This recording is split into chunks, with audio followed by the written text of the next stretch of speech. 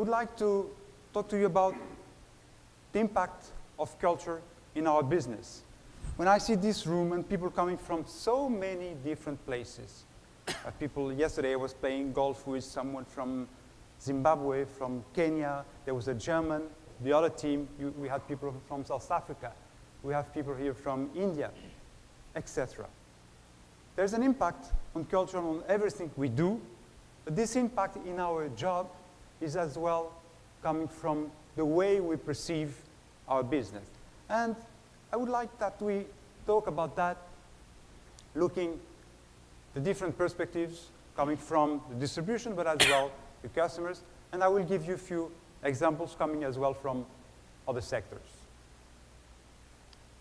When we talk about impact of culture, and I don't want to be too much caricatural, but we very often think about the way people solve the problem. I know very well that Americans do not solve issues with weapons, that French do not solve issues making a strike, and that some countries do not solve the issues with a glass of vodka.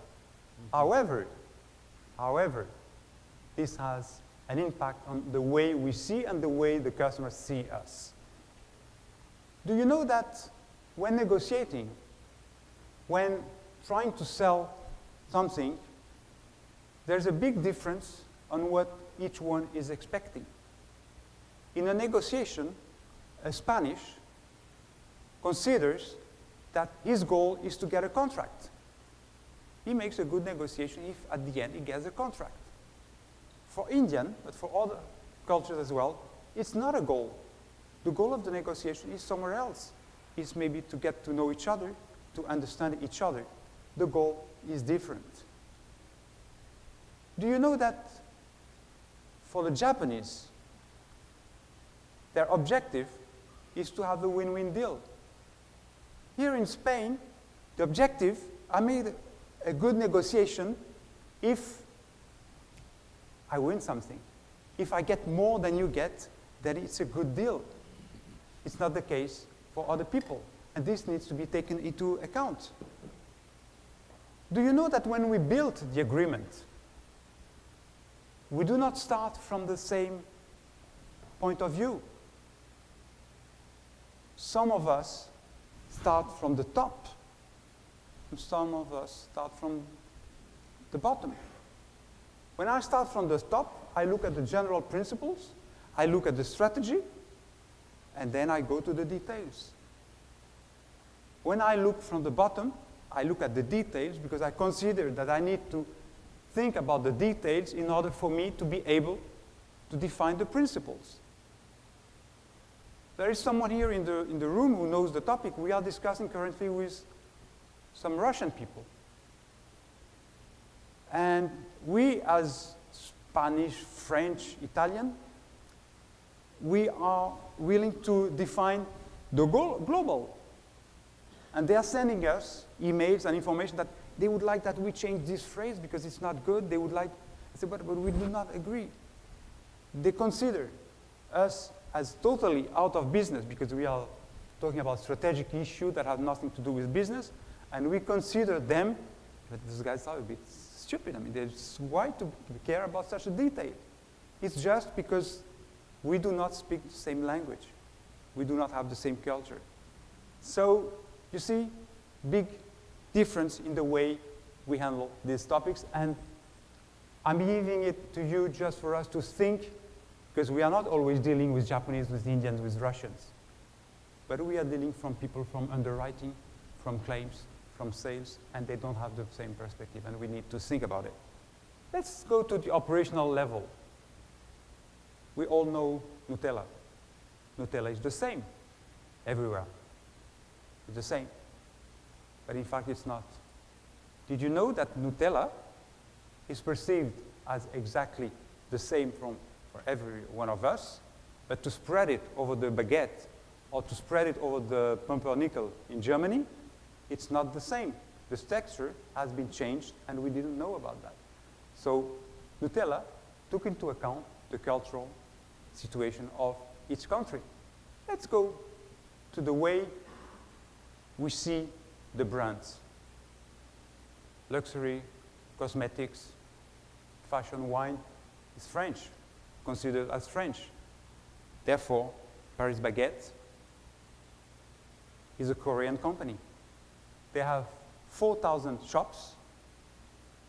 They created their first shop in Paris in 2014, and their logo is the Tour Eiffel. Italy, fashion, pasta, coffee. Panzani is a French company. But Panzani understood very well that they needed to deal with the Italian style. But there are some companies that did not understand these differences, this impact of culture. When Starbucks started in France, they opened their shops with nice places, but it didn't work. Why it didn't work? It didn't work because the French goes for a coffee after lunch to stay awake. He's not having coffee the whole day. So he wants a small coffee, strong. He doesn't want a large coffee, light. He wants it after lunch, so he does not eat anything. So he's not interested with the cakes. And by the way, he doesn't like that the waiter asks him, hey, how are you? What's your name? If you say, hey, guy, I mean, what's that? I mean, I'm just after lunch, I'm in a business situation.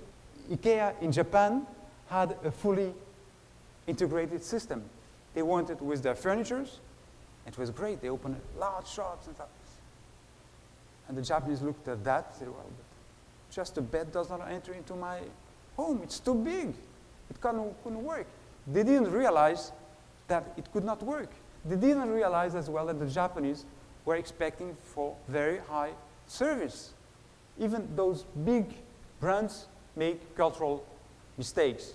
In our business as well, we can make these kind of mistakes. In certain countries, people want to have a very detailed underwritten system. They want to have a questionnaire, medical exams. So you see, there's a big difference. In France, for example, in health insurance, there is no anymore health insurance questionnaire. Everybody can be insured without health insurance questionnaire. And here in Spain, this is unacceptable. I mean, if we do that, we'll get all the bad customers. They will all come to us, anti-selection. But no, because everyone does it. So there would be until selection if only one insurer would do it. But it's not the case. So you see, we can do mistakes in our business. We can do it as well when talking about service. People are expecting a certain level of service, and in terms of culture, there's a big difference.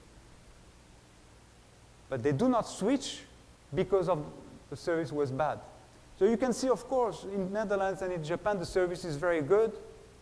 So they don't have a lot of occasions to switch. But one thing is sure, when the service is bad, they do not immediately switch. They think, well, maybe there is a reason, because usually the service is good. So I will not change company, and they stay. You make the same mistake in India or Turkey, you just lose the client. There's a big, big difference. We all know McDonald's, and I will not come back to you about who they are. But what was their challenge? To have something totally standardized, which could fit with the habits of each country. How could we do that? How could we have something totally the same thing everywhere and accepted by everyone? So what they did is that they have the Big Mac everywhere. When I go to Singapore, to New Delhi, or to Rio, I ask Big Mac, ketchup, super fries, Coke. But I can as well ask in Paris my McBaguette. I can as well ask in Bombay my Maharaja Mac. I can even ask my poutine in Canada.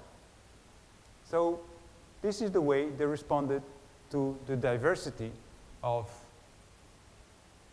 habits versus the necessity of having something totally standardized. And I would like to talk to you about AIA. AIA wanted to sell life insurance and health in China. So what they decided to do is to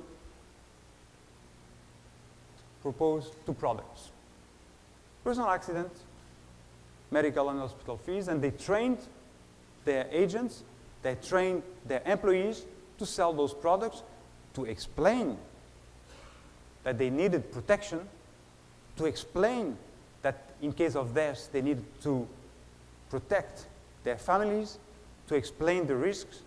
Well, huge, huge training for their people. But they were not accepted. It didn't work at all. Because talking about death in this country has a bad consequence. It can attract what you want to eliminate. So in fact, AIA in China was at that time perceived as a company providing bad luck. And people are saying, oh, we cannot work with this company. The solution they found is a fully marketing one. They just decided to present the same product in a totally different way where death is not included. And my conclusion here is that I was amazed yesterday night at the CEO dinner when talking to Vera from Portugal, and Vera explained me that they are trying to sell a product which is a funeral, and in fact the methodology they decided to use is exactly this one. Not to speak about death because it doesn't work. They tried to, and their experience, they say, well, no, and now they changed their positioning on that, and they decided not to have a totally different view on that. And I found that it was interesting to have an example coming from China, and by coincidence, discussing about Portugal and having the same issue. Thank you very much.